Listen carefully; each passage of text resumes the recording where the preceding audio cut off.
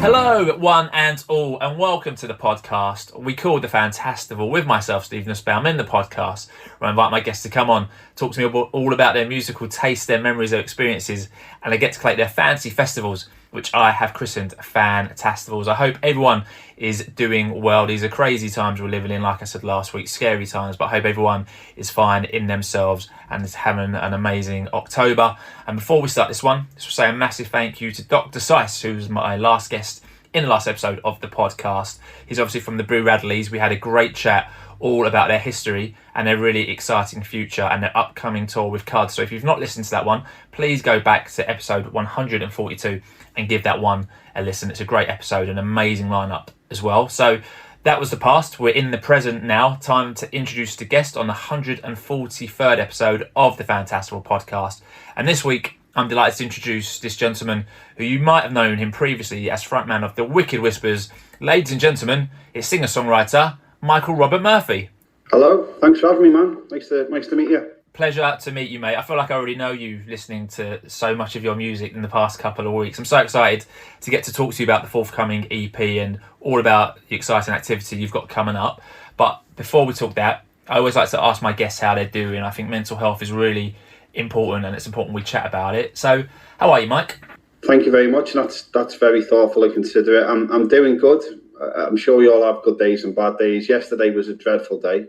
Nothing, outlandish. It's just those day-to-day things where you have some days where it gets a bit on top of you. Some things happen, not even to yourself, like people close to you, and you're doing what you can, but can add a bit of stress. And then today's been a really good day, So thank you for asking. I'm doing well, and I hope everyone else is as well. It's good to hear, and hopefully the day gets better as we have a wonderful conversation and bring to life your fantasy festival. That's obviously coming later. So I introduced you earlier as previously frontman of the Wicked Whispers, singer-songwriter. But if anyone is listening and doesn't know much about you, tell us a very quick bit about yourself before we find out more about your music. Yeah, sure. I'm from Liverpool. I've been in a few bands and done the rounds, as they say, for a number of years, since like 21.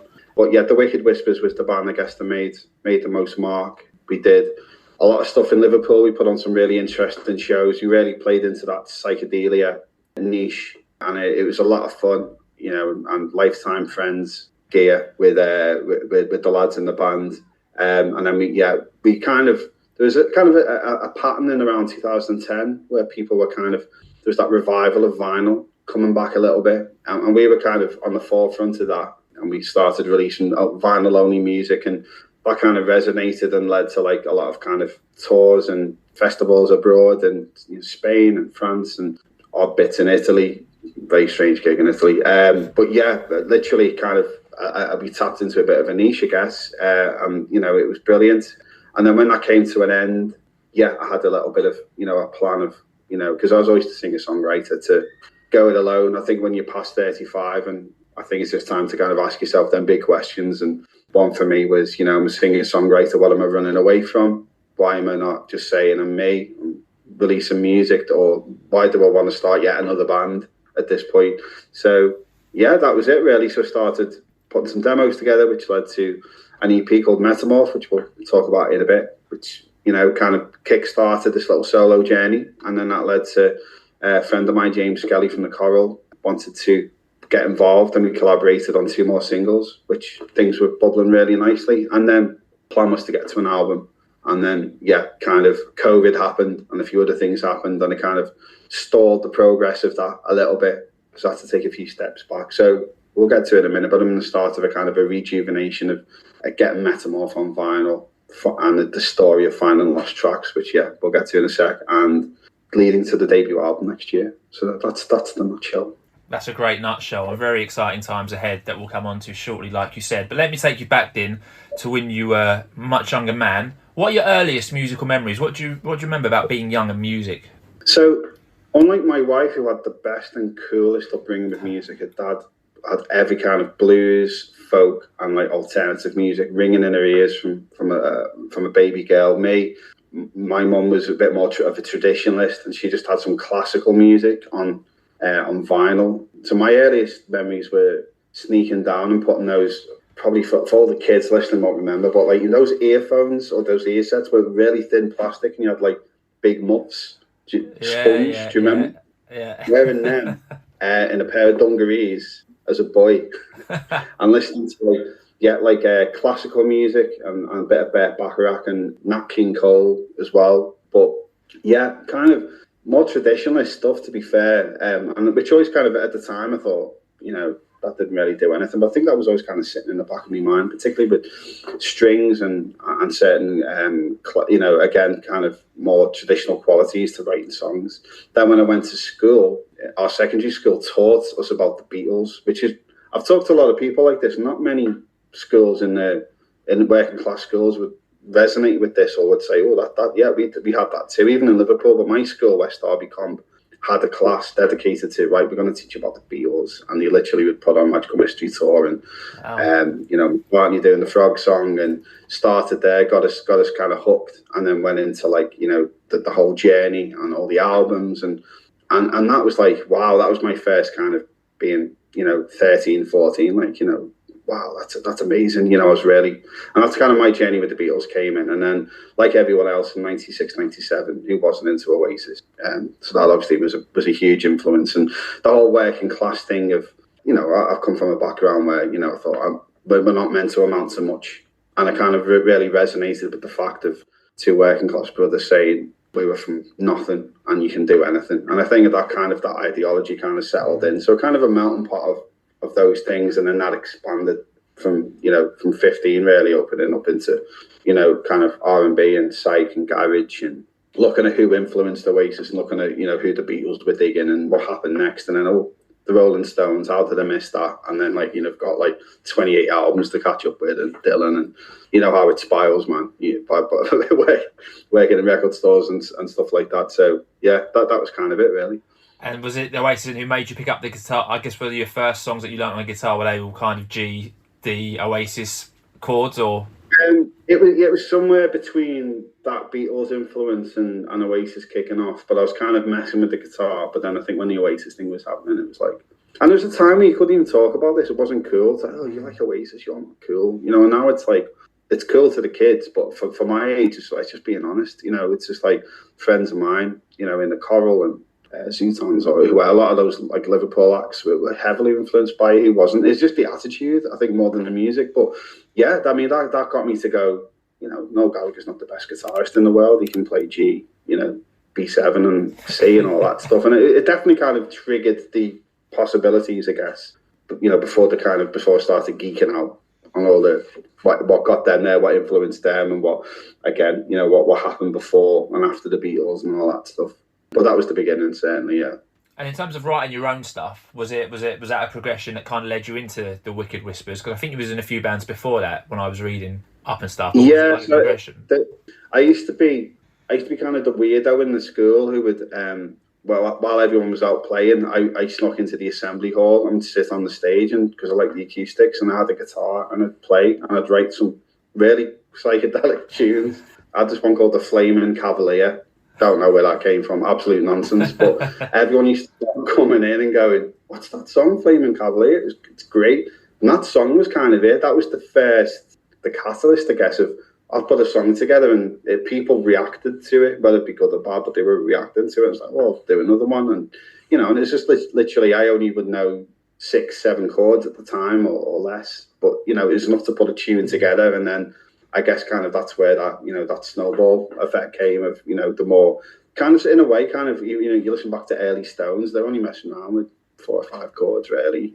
The more restriction, but your limited knowledge on music sometimes can force you to be a bit more creative when you know too much, and can be vastly complicated. You don't know where to begin.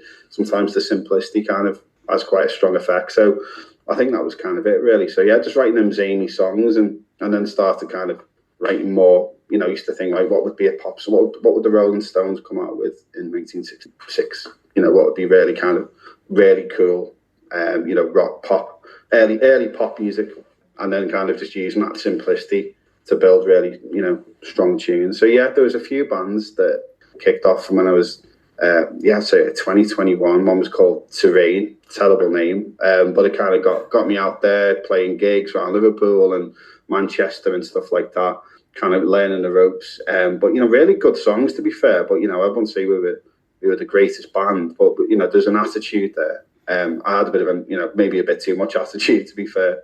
And then the second band, Whiskey Headshot, was, to be honest, probably I'd say that was probably the best. When I say the word band, that was probably the best band I've been in, because I say that because there was something really interesting going on. It was unintentional, like where you get like a melting pot of different elements and just put them together. We had like a rocker student drummer, Andy, me mate. He played very prolific kind of rhythm and lead guitar. Paul, who was an absolute psych nut, would play extravagant bass and have quite an input on what we were kind of testing the ground with. And then me playing like kind of really radical chord progressions and stuff, and then trying to sing like Captain Beefheart sucking on a helium balloon. I'd say the music, you wouldn't believe it. It's not anything like me. It's a really high pitched stuff, but no one else was doing it. It was really interesting, and people were catching on to that. I think it was just before there was that like empowerment of being an independent artist and knowing what to do with it. We kind of like we crashed and burned before we had the opportunity to do something with it. But some of the recordings are still flying about. And then that kind of paved the way for the Wicked Whispers, really. So kind of the land was made, the foundations were set, and then that led to that, where I knew what I wanted to do, I knew the plan, and I know how to go about and do it. And then we did that. I think we executed that pretty well. So yeah, another nutshell there, but yeah, kind of a long journey that kind of was a lot of fun. Yeah, it sounds like a great progression that you've had throughout your bands and then into your solo career. So obviously Wicked Whispers released quite a few singles from what I remember, and Maps of the Mystic album came out in 2014, and it seems like you built a pretty decent fan base, or a devoted fan base, through that. Yeah. We were very well. I was extremely ambitious, and I know the band were doing their best to support that, because it was all DIY. There was no one else doing it as DIY as we were doing then.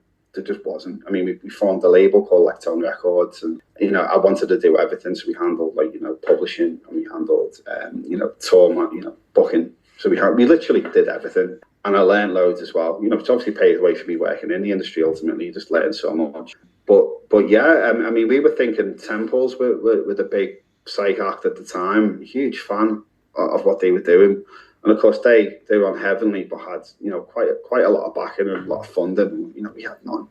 We were literally bank loans and stuff just to make it happen. We all throw it in just to kind of keep that wheel turning. And which ultimately adds a bit of stress. But we were like, we wanted to do it, and the album took a number of 3 or 4 years of sellout. We had like an EP called The Dark Delight of the Wicked Whispers on 10-inch that sold out on pre-order. That kind of really did get us on the map. And then couple of 7-inches, which we did at Toe Rag with Liam Watson. They did the White Stripes Elephant album, so it's fully analog studio in Hackney, London, and things were like building nicely. And it's like, what do we do now? Do we guess we do an album? But looking back, I probably wouldn't have done that so quickly. But we were like, no, we can take on Temples. They've got an album coming, we can do it, and we give it a good go. We did, but ultimately it was just 5 lads in a band. So I think we did well, and as you say, we built up a niche audience there that kept with us. And then even after the album, we released another 7-inch, a double A side, which is probably our strongest stuff, If Set You Free, and Zodiac Girl. All throughout we're getting like Radio 1. There's no one at this age playing psych music getting Radio 1 as much as we were doing, I don't think, until like Blossoms and their early stuff. But we got a lot of good press and played a lot of gigs, did a lot of tours, and it was great, man. We had a great fan base. I think some of that fan base is still out there and interested in what I'm doing. And Steve Penn, particularly in the heavy north, they were doing really well. Different genre, but that doesn't matter. So yeah, man, it was all good. Just glad to see you. Yeah, absolutely. So you kind of moved on from Wicked Whispers, went solo, which you kind of touched upon earlier, and from your solo, you've had the Metamorph EP out. So that's obviously getting a reissue, it's coming out on vinyl. But tell us, I guess, a bit about the thinking about the Metamorph EP. It's really interesting. When you spoke about listening to classical music earlier, I thought actually I can hear that quite a bit in Metamorph, like in terms of the strings and some of the arrangement. So I guess tell us about kind of Metamorph. I think, being really, really honest with you, I think I kind of realised that when you're in bands and there's that brotherhood and I say brotherhood, assuming that, you know, it's a same-sex band. I kind of relied on people around me, you know, even if it could be me doing everything, but, you know, I relied on being in bands. I kind of drew from that. And it was kind of scary not being in a band. It kind of, particularly because in truth, I mean, I'm not the most confident person in the world, quite far from it sometimes. I think people misunderstand that with me. In fact, there's so many, you know, kind of mental health issues that I lock up and just get on with things. I think people just think, oh, you know, he's confident, he's cocky, or, you know, he's sure of himself. And it couldn't be the more opposite with me. And I think I always used the band formats to mask that. Does that make sense? Yeah, so perfectly. I think going solo was, like, for me, terrifying, because I didn't want to do it. That's why I waited, because it's like, he's going to care about me. No one's going to care. And, you know, but I did miss releasing music and writing music, and meant everything to me. So I think I had to strip bare. I think that's where the name came from. It was like going from that change of not, you know, getting old. That sounds like depressing, doesn't it? But yeah, a little bit about maturity, but a little bit about, like, kind of just that journey of change, as in, you know, you're shedding some kind of, you know, skin or layer, and now you're just revealing what's actually inside. And that's why the songs on that EP, particularly Dry Those Tears, are the most open and vulnerable words and music I've put together. And even though it's not the song that's kind of done the most streams or whatever, it's probably still up there with one of the best songs I think I've written, just because of what it means to me and what it means to the people, you know, it's kind of directed to. And I think that's what that EP was about, obviously. But I missed the trick. Because of confidence, I didn't want to contact anyone, or I didn't want to lure anyone in. I just wanted to just put it out very quickly and get out there and just do it, because I was making it into too much of a big deal. And then later on, I was like, why didn't I get that on vinyl? Because the cover, I was doing what I always did, going really nuts on the marketing and how the cover's going to be like, and the meanings and all these things. And I thought, vinyl's getting missed out on. So I'm glad and I'm happy now that that's actually happened. And just to give you a sneak peek as well, they landed today. Ah, lovely. Here we go. Looking good. And big love to Pete Wilkinson and Nick Raffer, Aviator as well, particularly for being behind me on this, you know, making it a reality. So, you know, having that actually happen. And this is before we get to the lost tracks, which I'll chat to you in a bit about. But yeah, man, it's that's kind of where it came from. But yeah, you're absolutely right with the influences, and definitely like Sea Change with Beck and how it's not a heartbreak EP for me, but it, you know, it's certainly an emotional first EP for sure. It's a great EP, mate. You should be very proud. And obviously, this isn't a visual podcast, so Mike just showed me the vinyl in front of me. If you haven't ordered it yet, there's still a chance to do so. There's only a couple left from what I understand, Mike. So you can still order it on 12-inch red vinyl as well. So really nice looking red vinyl. So if you want to order that, you can get yourself onto the Aviate website, or there's links on Mike's social platforms that we'll come on to a bit later. But I highly recommend ordering that. And you get a free, you signed print in there as well, isn't it, Mike? Yeah, I'll show you. Here you go. Exclusives all the way, yeah. You get a journey so far, story so far, and all these are signed, and it folds out into like a timeline poster. So it kind of talks you through kind of that journey I've just talked about. Yeah. Really, there's the school, Dark the Light, Maps to the Mystic album, goes all the way through to obviously to this release as well. So, and all the lyrics and all the stuff there as well. So it's literally everything. So it's a cracking release. I'm really, really chuffed. So yeah, there's 15 copies left on the Aviate site. So before it's out on November 3rd. Brilliant. So I highly recommend people buy that before that sells out, because that will sell out again. So you talked about lost tracks as well, Mike. So tell us, I guess, a bit about lost tracks. So I know of Bad Apples, which is obviously available to stream, which has come out recently. But I guess tell us more about the lost tracks that you've got. Yeah, I mean, this is the bit kind of the most fun at the minute for me, because Metamorph is 3 years ago in one respect. Everything I've just talked about, that's what I was going through then. And what happened was I was speaking to the Aviate label, and we were talking about, there's going to be an album next year, yeah? So we were like, okay, but before that, what can we do? And it's like, I'm still gutted Metamorph is not on vinyl. And they're like, yeah, but you know, 4 or 5 tunes, you can't put that on a 12-inch. What else have we got? And then just as we're pondering that, Toby from the Wicked Whispers, very close friend, bass player, when the Wicked Whispers in the early days, I used to pre-record all the demos, put them on a CD, burn them onto a CD, and I give them to the band. Like, these are the next songs, learn them or get your head into them. And then I kept them all on a laptop, and I stood on it, and it was literally those MacBooks that used to be big, bulky and white. Oh, yeah. I was one of them. Got out of bed one day and stood on it half awake. Lost everything because I never backed anything up. I was an idiot. Lost all these songs. Now, not all of them became Wicked Whispers songs. Some of them were, I still think, are probably better versions than what the Wicked Whispers ended up doing as well. Some of them not. But it's like I'll never find out. Lost them. And Toby and Andy out the band said they still had CDs somewhere. But it's like I appreciate it a lot. It's a big task to start rooting through, garage or lofts or whatever. And then I just kind of wrote it off really. And then Toby moved to Scotland, and then he messaged me one day to say he's gone through his garage and he's found a little box, and he's opened it and it's full of these CDs. And I was like, oh my God, really? And he literally, within a couple of days, he's busy lads, but he doesn't have to do this for me. He burned them all onto his laptop and sent them on Dropbox. And then I remember having a glass of wine. I was in the kitchen and just like played through them, and I was like, oh my God, I haven't heard these in 10 years. And like Bad Apples particularly, is like, that was done on a little tiny 4-track. And it honestly, I thought, this is scatty. It's just a reference for the band, so we could learn that and go into a studio. I was like, these sound pretty good. I mean, there's a charm, and my attitudes changed. I was very precious back then, and now I was like, put a few of them on the vinyl. Why not? Just say lost tracks or whatever. So that's what we've done. So I've kind of picked 5 or 6 it is on the vinyl, 5 on the digital version that would, I guess, really stand out from those findings. But there's a load more. So what I may release everything probably early next year. It's called Lost in Time Vaults Volume 1. So it's literally from my early days, all these lost recordings, all these lost demos.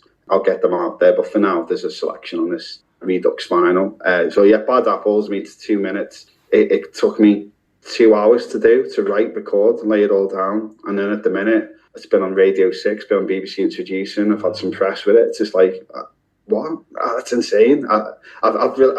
We've paid big money and not got that much press and radio before. So it must be all right. I hope people think it's okay. So there you go. There we are. So there's going to be another single called Silver Bullet, which I'm dropping next week, which I've not announced.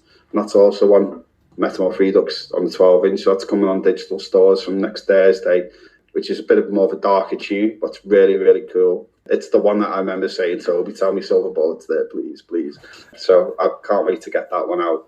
And then the rest will be on the vinyl, obviously, when it's out November the 3rd. So here we are. Sounds amazing. You've mentioned Friday, November the 3rd, but not only does the vinyl come out, there's also a gig to be at if people haven't already got their tickets. So it's you versus Aviator. So anyone who doesn't know who Aviator is, it's friend of the podcast, Pete Wilkinson, who was our guest, I think, back in episode 60, I believe. Obviously, probably well known as bassist of Shack, Cast, Echo and the Bunnymen at points. So tell us about how that one come about. Yeah, I mean, I've been a big fan of Pete for forever, for all those reasons you just said. And he's, to learn he was a fan of me was, well, we've kind of known each other loosely for a number of years, but, particularly the solo stuff, he reached out and was like, he wanted to play, he wanted to do something like in terms of performance and, obviously do something with the label. But so I think when this finally arrived, or this idea, he was really like, right, let's do this gig idea. And I love the Versus concept, it's really original, but like I've had messages from people saying like, what, are you and Pete gonna have a fight? I was like, we're just gonna have a good old fashioned barn burner, and when I've got that out of our systems, we're gonna go inside and play some music. But I absolutely love it. I think it's gonna be great, and he's gonna get up and hopefully shoot one of my tunes on my set as well. I'm happy to reverse that favour. And then on my side, we're going to have Liam Power from By the Sea. Anyone who's not aware of By the Sea, an incredible artist and band from the Wirral Merseyside, who's done some great LPs over the years, really, really understated, absolutely amazing music. And he's producing my album at the minute, which will be out next year. And also Jed Lynn from The Stairs and Living Brain. He's going to get up and do a tune or two with me as well, which is a great honour. And Matty Gray, who plays with another local artist, Marvin Powell. So yeah, it's going to be a fun evening for sure. So I think there's only a few tickets left for that. But yeah, intimate show. I've never been to the venue before, but the pictures look really spellbinding. I can't wait to can't wait to get in there. Yeah, the pictures look amazing. So that's at the Prohibition Recording Studios. So that's going to be a hell of an evening. So if anyone wants to find more details about the release, Mike, or the gig, you're on social media. How do people find you on social media? Yeah, I mean, X, I hate saying it, sorry. Get me on X. Used to be Twitter. Get me on X, just at Michael Robert Murphy. Same with Instagram. They're probably the two best ones. Or Google it, Michael Robert Murphy, and it'll aim you to all the above. But yeah, there's LinkTree, and there's all links there in the bios and everything you need. So yeah, the last pre-orders for the vinyl and the tickets to the Prohibition. There'll be another gig as well, which will be announced next week in Bury at another record store. You probably can guess where it is, because it's another fantastic place. I'll be doing that too, probably the end of November as well. I'm really, really excited about that too. And they're the only two I'm really going to do until we get into the album stuff next year. So, and yeah, it's just good to it's been a while since I played. It's been a couple of years. So, dipping my toe back in. Really exciting. Really exciting. I look forward to seeing the videos of that. Obviously, I'm London. That gig's in Liverpool. I'm not be able to make it, but I regret that because that's going to be a hell of a gig to be at. So, Mike, we've spoken about lots of great acts so far, but in terms of what you're currently listening to, is there anything on your hi-fi at the moment? So for me, the Heavy North album, so you mentioned Steve Penn, so they've just released Delta Shakedown, which I've had the pleasure of hearing. It's an amazing album. It deserves to go far and wide. That would be amazing. And obviously I had the boys on a couple of weeks ago. We got the Apollo Junction album that's just come out as well, Here We Are, which is another fantastic album. So two amazing albums just been released. But whether it's new or old, Mike, what are you listening to at the moment? What's on your streaming or what's on your record player? Yeah, and heads up to those acts, man. There's a lot of good talent out there, but yeah, Heavy North lads, obviously good friends of mine. Steve Penn's a really close mate, and they're working really hard. So best of luck to them with their album, Delta Shakedown. Big love there. Yeah, I'm kind of a little bit all over the place at the minute. I can't help but listen to the choral non-stop, and I'm very biased because mates of mine, and I see Jay most days because we kind of cross paths in the Kempston Street Studios in Liverpool. But yeah, their latest album's unbelievable. Definitely, probably their finest work. At such a point, it was not short of inspiring. So big shout out to the band for that one. But for me, yeah, I've kind of maybe just been releasing this music or thinking about kind of the past a little bit. But it's been a while since I've kind of been into obsessively listening to the likes of Gene Clark and Graham Parsons and a lot of the Doors and stuff I used to just literally be obsessed about and would listen to nothing outside of 1969, realising how much of an idiot I was for being so close-minded. Found myself recently being a bit more drawn to that at the minute. So yeah, just kind of revisiting those eras really. The Notorious Bird Brothers I had on today was one of my favourite albums of all time. There wouldn't have been a Wicked Whispers without that album. That's so powerful for me. But yeah, Waiting for the Sun, I was listening to that, The Doors. Pretty boring stuff in terms of that's really original or recent stuff because of my day job. I mean, there's a lot of stuff I could shout out about. I'm working with, The Farm from Liverpool? It's everyone you mentioned I've had on the podcast. So I had the pleasure of Keith Mullins' company about a year or two ago, and they've had the second new single out, I think, is about to drop. So amazing to see how well they're doing. Yeah, I mean, so I've signed them to what I do day to day, and kind of working on that campaign, Field of Love. Big shout out to them as well. Great bunch of lads, known them for years, but kind of sitting in the studio last night with them, listening to their next single and getting all the team play together. They've been doing it for a few years now, and just the passion and the again, that brotherhood. They're really still close mates, and they really get behind it and carry on doing it. And the new music's so fresh. You'd think they'd just been a band formed 6 months ago. It's incredible. So, big shout out to them. But there's a lot of kind of great new music coming through at the minute. Some stuff that, wouldn't be just my go-to stuff, but Sounds Mint are doing some great stuff at the minute. And James Holt is doing some great stuff at the minute. A colleague of mine at work, who's a solo artist, Ewan Blackman, is just released a really lovely song. So yeah, there's loads, man. It's just hard because when you don't, you know what I mean, or maybe you don't feel this way. When your day job's music, sometimes when you go home, the last thing you want to listen to is music. So I kind of look for that escapism. Can be a little bit more tricky these days for me, but yeah, I do like creating a bubble sometimes. I'm glad you mentioned the choral. Their last album was brilliant, and it's great to see how well reviewed that album was, because it had some amazing reviews, and they're on tour soon. I think they're coming to the Electric Ballroom, which will be a great gig to hit in London. So Mike, let me take you back again when you were a small lad, first single time. So I always like to find out about my guests' first singles, what they were. There's no guilty pleasures on this, just pleasures. So Mike, what was your first single? Do you remember buying your first single or your first record? First single, it's going to be something dead uncool. This probably is for a lot of people, isn't it? Absolutely. Who this. Right, well, first single was probably, I remember Bittersweet Symphony. I think it was one of the first ones, but it's something like Blue Boy or something really uncool that was everyone was buying in 1994 or 95. It was something just like, wow, I bought a single before. There you go. I used to just go to Woolworths and whatever was, people were buying at the time. I just consume CDs. And do you remember Britannia, the Music Club? Yeah, and you'd pay so much a month, and to start the club, you'd get 5 albums up front. And I'm not even going to admit what them albums were. I think I picked a couple of cool ones, and the others were like, what was it doing? But yeah, the first ones are never the coolest. But probably, if I'd guessed on your show, probably been absolutely coolest fucking shows are really cool. 7-inch Not many. So this is all about this pod, you collating your fantasy festival. Are you a big fan of festivals? Have you been to many? You like the festival format? Yeah, I haven't been to too many, being honest. I'm not a fan of Tenton, whereby Steve Penn here is a veteran of festivals.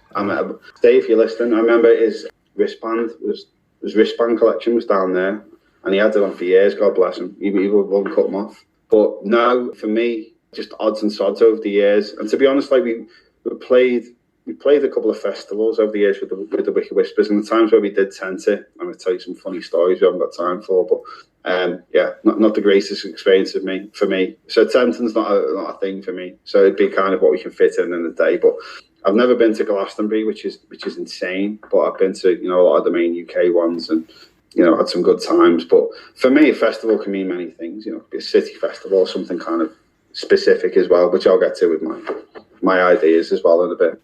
All right, so I think it's probably time for that time of the podcast to get to the Fantasy Festival. So for any first-time listeners, the aim of the Fantastival Podcast is getting our guests to collate their Fantasy Festival. So Mike gets to collate his. He gets to choose any 5 acts, one of whom must play one of their studio albums in full. And Mike also gets to pick an encore, which all 5 of his acts can perform together at the end of his Fantasy Festival to complete the show. So very simple, 5 acts take 5 time slots. In the last episode of the podcast, I had Dr. Seiss on from the Boo Radleys. He collated his Dr. Seiss's musical extravaganza Fantasy Festival.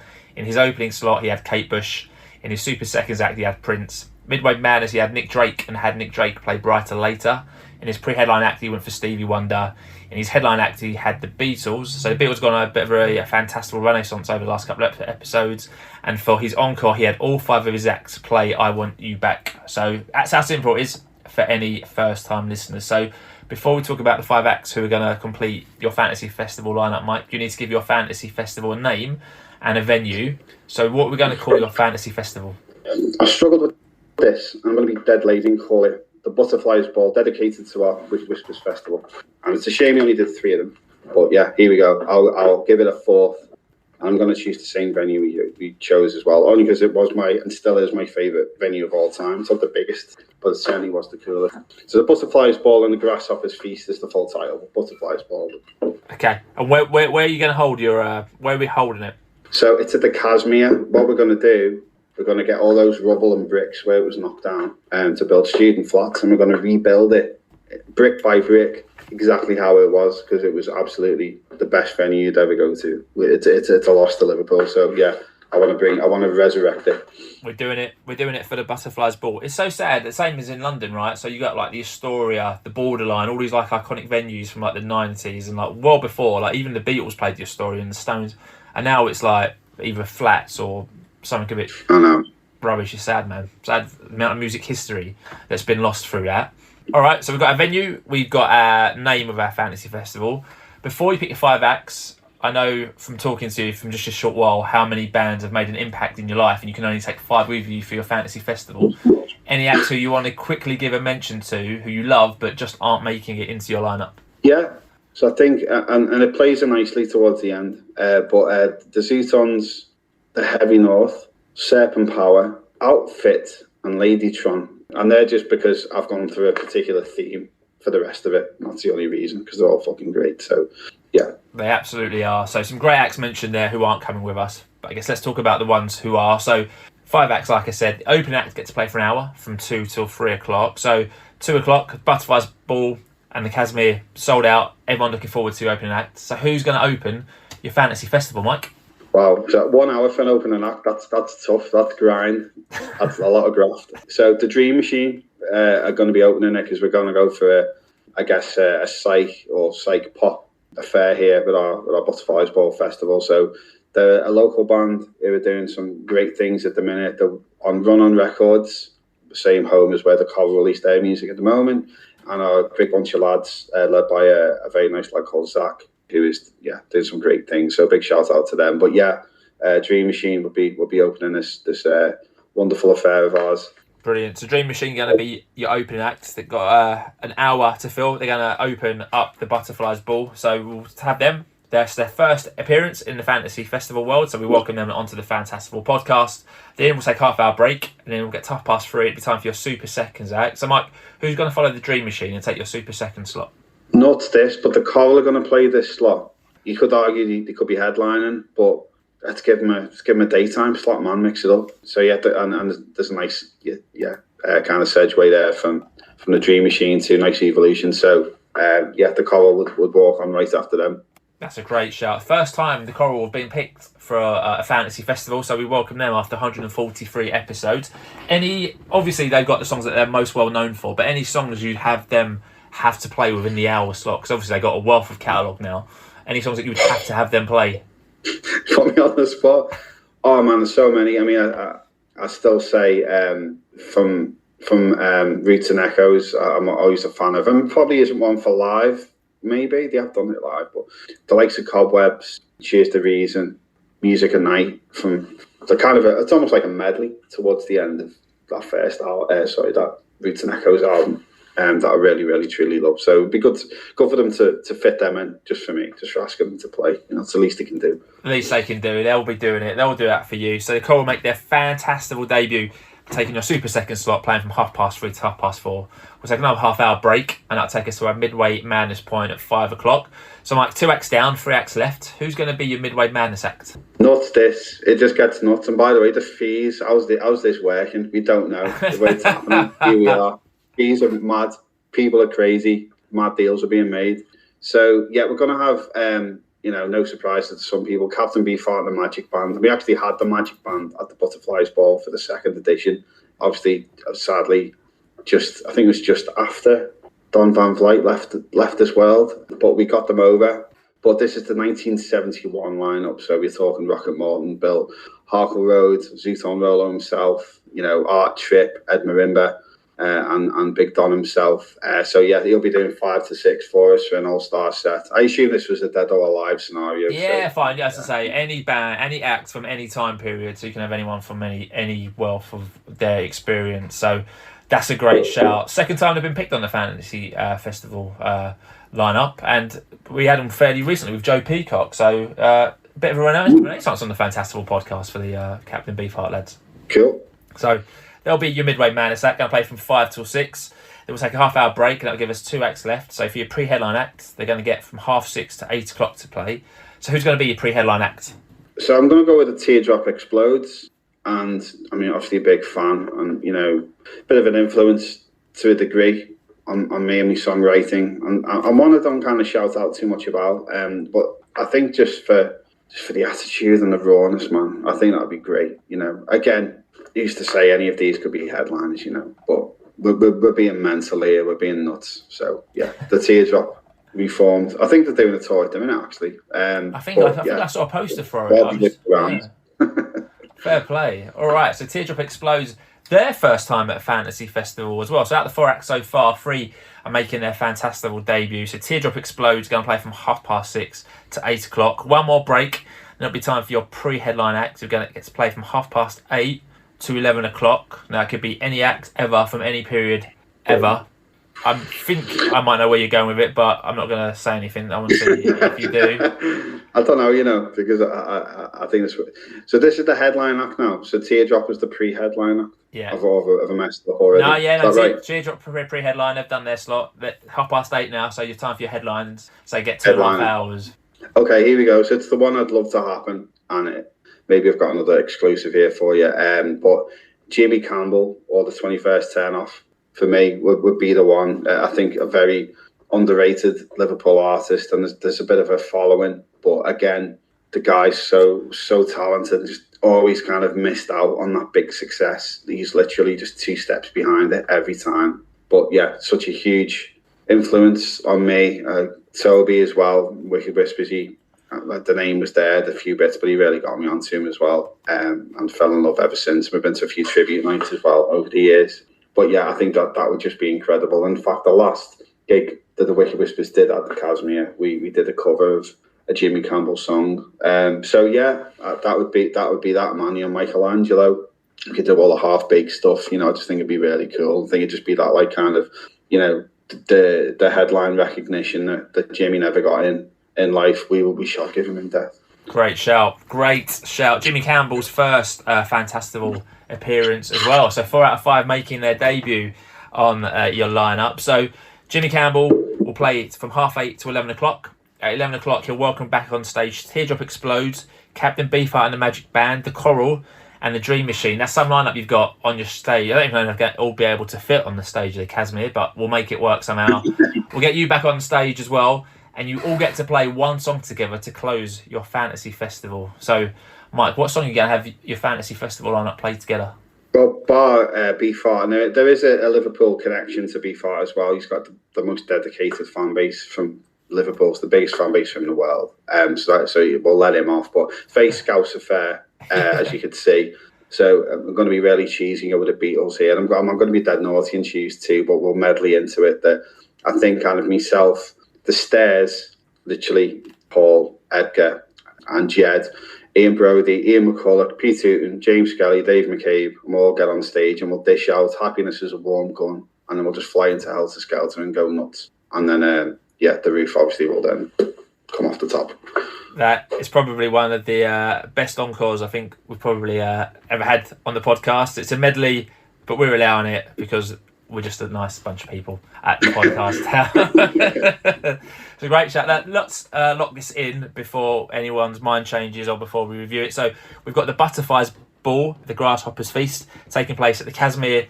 Open act, we've got the Dream Machine. Super Seconds, we've got the Coral. Midway Man's got Captain Beefheart and the Magic Band. Pre-headline act, we've got Teardrop Explodes. Headline out, we've got Jimmy Campbell. And for your encore, it's going to be a medley of Happiness is a Warm Gun and Helter Skelter. Sounds great to me, Mike. You happy to lock that one into the Fantastival Vaults? Man, sign me up, ticket me up for that. I'd be there. That sounds incredible to me. Wow. Mate, yeah. I'd be there just for the encore and that guest list who are going to go up on the stage to have all those people. That would be phenomenal. So I guess before we finish, Mike, you've covered, I guess, kind of what the future is looking like, I guess, for the remainder of this year, in 2024. But I guess, what are your hopes for the future and what the next few months look like, I guess, from what we haven't mentioned? Yeah, so I'm gonna release more of them lost recordings just on digital. I think there's a lot there that's very interesting, and I don't want to be precious and never, put them out. Why do that? I've got means now to release them, and, just kind of, being clear that these are rarities and lost recordings, demos. I'm going to get them out, keep the ball rolling, and then it's all leading to the debut album next year. Not sure exactly when. I probably would like to get it announced Q1 next year, sometime between January and March, which I'm doing with Liam Power at the minute. But it's going to be 10 tracks. I'm nearly there. I'm 70% there with it. It's sounding great. I'm just enjoying doing it. I'm not stressing, and Liam's not stressing. We're just enjoying the process, and we're having a good time making it as well. So we don't want to rock the boat with that. So it's great doing all these. The Metamorph Redux is rejuvenating things a little bit at the minute because I've been quite quiet for the last year or so, and then I'll get these lost recordings out. Everything. It's going to be about, I think it's like 16, 17 tracks on that. So there'll be a lot of music coming well into next year to line up things for the album very nicely. So hope everyone enjoys it and sticks with it. Yeah, it's a fantastic EP. And let's shout out your social media again. So if anyone wasn't paying attention earlier in the podcast, or if anyone's already forgotten, how do people find you, Mike? I know you're on Twitter or X, where you can be found under Michael Robert Murphy. Any other social links or website where people can find you? Instagram, same handle, Michael Robert Murphy. Facebook, the same. Even though I've been banned for a strange, for no legitimate reasons for a while, something to do with when I was doing a promotion a year ago and put some spend on it. So Facebook have literally, or Meta have just lifted me from it now. So I'm back on Facebook. And there's a website as well, just Michael Robert Murphy. If you Google it, it comes up. That was the reason I chose that name. So everything's there if you need to. But yeah, it's 12-inch Metamorph Redux. There's 15 copies left. Get that pre-ordered. Live show at Prohibition. There's about 10 tickets left. So that's on the site as well. And yeah, keep streaming and stuff. Bad Apple, Silver Bullet's out next Thursday, the 24th of October. And then, yeah, the Redux will be on digital platforms on November the 3rd as well. So lots of stuff coming up. Great stuff. Really exciting. I wish you all the best with that, Mike. So if you've enjoyed this one, please subscribe and give the Fantastival Podcast a review, as this one has now come to a close. If you listen on iTunes, you can subscribe. If you listen on Spotify, you can rate the show. You can even comment on the episode. We are also on Twitter, as is Mike. So if you don't follow us, make sure to give us a follow at FantastivalP, or you can give us an email at fantastivalpodcast@outlook.com. Unfortunately, we don't play music on this podcast, but I'll get some tracks from Mike. We'll make a nice little Spotify playlist of the acts he's spoken about. So if you scroll down on the episode description, you'll find a nice little playlist link there where you'll be able to find some music if you've not heard any of the bands that we've mentioned before. So, mate, like I said, a massive thank you. You've been a great guest. How have you found it? How have you found talking about it? You seem like a very natural person. Yeah, it's been great. Thank you so much for asking me on. It's been really nice. I've not actually done a podcast before, I don't think I have. But this, it's been wonderful. So thanks so much, and it's been a lot of fun. Pleasure, mate. I wish you all the best for the future. Like I said, that Metamorph EP, if you've not heard it yet, go and stream it, because you won't hear many better things out this year. Honestly, it's amazing. Those 4 tracks are absolutely blinding, as well as the remixes. So well done on that, mate. So I'll be back next week with episode number 144. So please make sure to join me for that one. But until then, stay safe, my Fantastival friends. Please continue to spread the word. And that word is Fantastival. Thanks for listening.